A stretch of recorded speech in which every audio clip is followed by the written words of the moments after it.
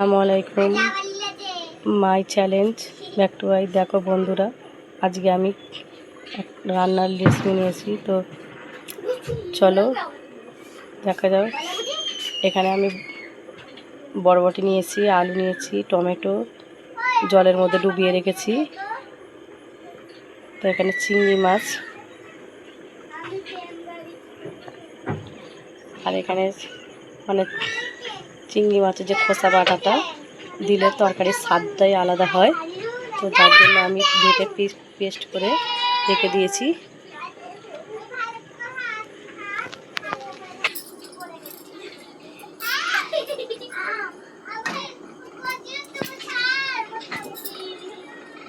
দেখতে পাচ্ছ তো?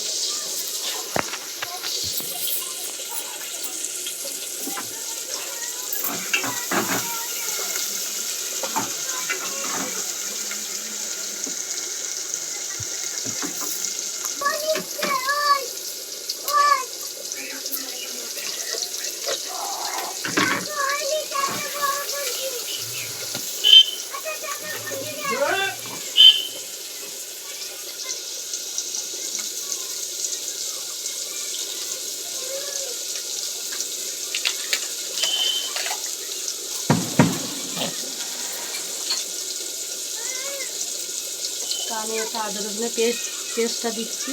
তোমরা চাইলে বাটাটাও দিতে পারো।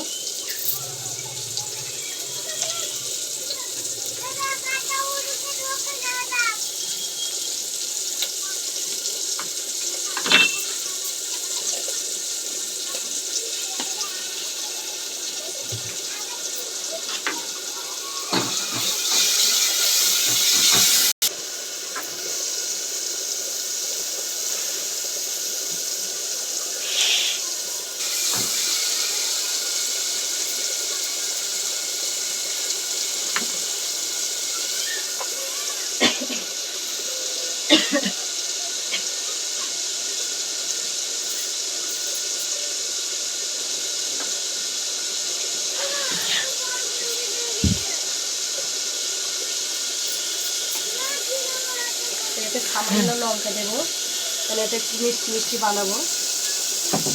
ঝাল হয়ে গেলে এর টেস্টটা ভালো লাগবে না।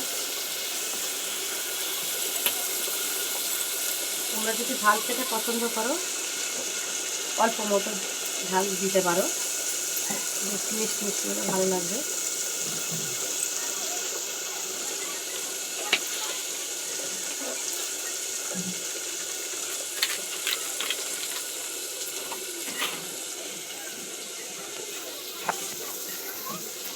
এটা ধনে দিয়ে দিলাম।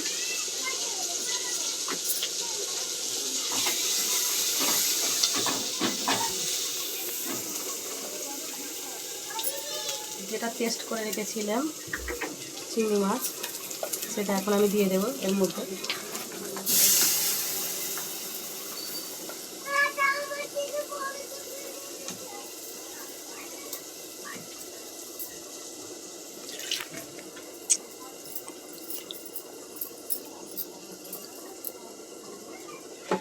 সামান্যতে কিছুটা জল দিয়ে নিয়েছি, কারণ এটা পেস্ট করাটা একদম পছন্দ নয়। শুকি কাজ, পেস্ট করা যাবে না একে। ঢাকনাতে কিছুটা লেগে আছে, তো এতে সামান্যটা একটু জল দিয়ে দিচ্ছি।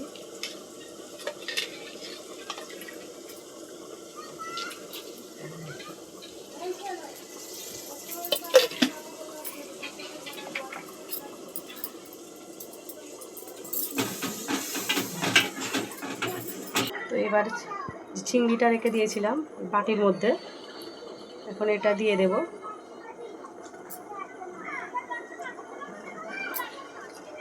এটা দিলে স্বাদটা ভালো হয়।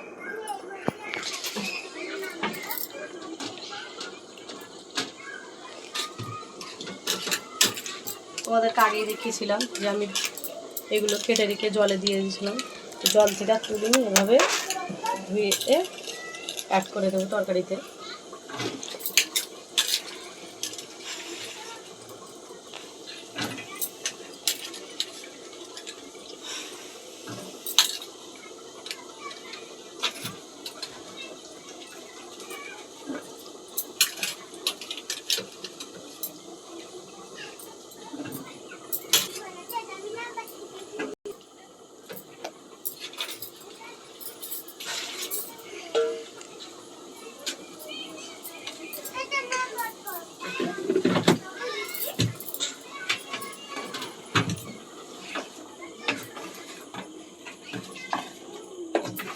কালারটা চলে এসেছে,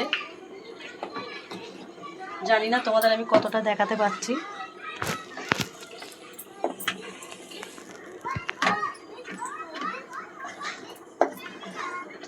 সুগন্ধটাও ভালো করে বার হয়েছে।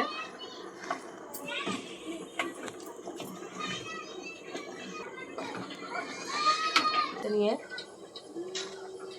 মশলার কালারটা যতক্ষণ না আসছে ততক্ষণ একটু নাড়াচাড়া দিয়ে দেব।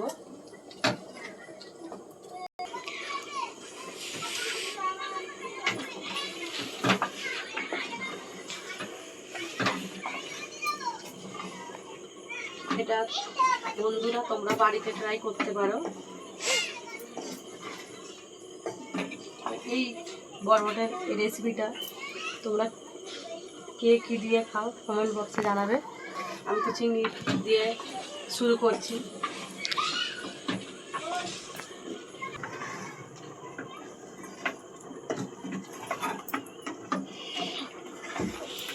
তো আমার কষানো এখন রেডি হয়ে গেছে। তো এটা আমি জল দিয়ে রেখে দেবো কিছুক্ষণের জন্য।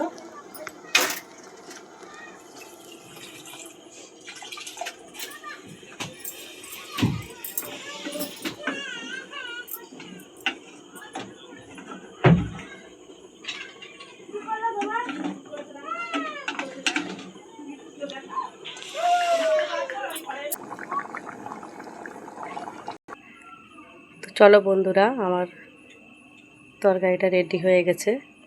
তো দেখো কেমন হয়েছে, কালারটাও জাস্ট খুব দারুণ হয়েছে। দেখে মনে হচ্ছে খেতেও ভালো লাগবে, খুব সুস্বাদু লাগবে।